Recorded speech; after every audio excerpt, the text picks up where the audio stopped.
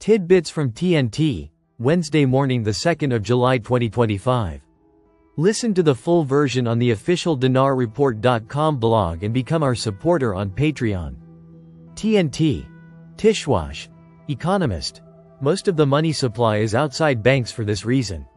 Economic researcher Dia Abdul Karim believes that most of the money supply is now outside banks due to citizens' loss of confidence in the Iraqi banking system.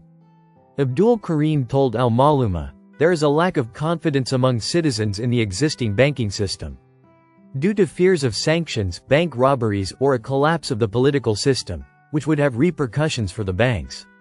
He added, "This fear is leading citizens to turn away from banks, with most of the cash stock now stored in homes. The banking system is supposed to work to withdraw this cash and transfer it to electronic and credit cards, so that spending shifts to cards instead of cash." He explained that the size of the monetary mass outside banks is estimated at more than 70 trillion dinars. And that the government's measures, although an attempt to withdraw the monetary mass, will not push citizens towards strengthening their confidence in the banking system. Tishwash. After failing to reach an agreement with Baghdad, a key government meeting was held in Erbil. The Kurdistan regional government will hold a session tomorrow, Wednesday, to discuss the May and June salaries, while the re-export of the region's oil will be another topic of discussion. According to information available to Al-Masri, the Kurdistan Regional Government's Council of Ministers will hold a session tomorrow to discuss the results of the region's delegations' meetings with the federal government.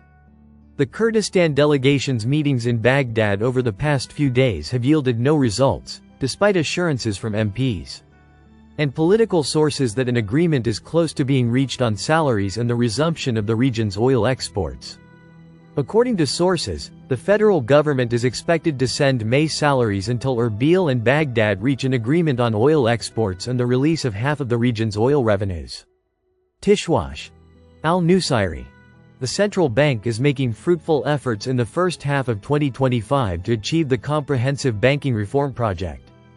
Economic and banking advisor Samir Al-Nusairi affirmed on Wednesday that the central bank's measures and efforts during the first half of 2025 were fruitful in implementing the objectives of the comprehensive banking reform project, in cooperation with the government and international consulting and auditing firms, particularly Oliver & Wyman, and the goals and initiatives of its third strategy for 2024 to 2026.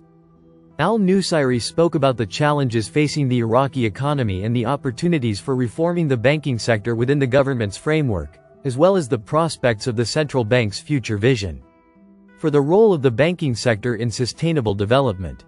He also spoke about the efforts currently being made to activate and revolutionize productive economic sectors other than oil, to diversify sources of national income and achieve financial sustainability, and the role of the central bank in regulating foreign trade financing.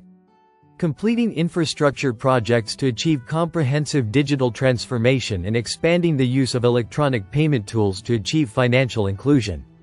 Al-Nusairi explained that opportunities for reforming and developing the banking sector in 2025 are based on the following objectives. First, developing the Iraqi banking system and its compliance with international banking and accounting standards. Second, enhancing citizens' confidence in the banking sector locally and internationally, recognizing its transparency, progress, and strict adherence to international standards, and gaining the trust of reputable correspondent banks to deal with it. Third, transforming banks to their primary function, which is financing and bank lending for development, strengthening financial inclusion and increasing its current rate as planned.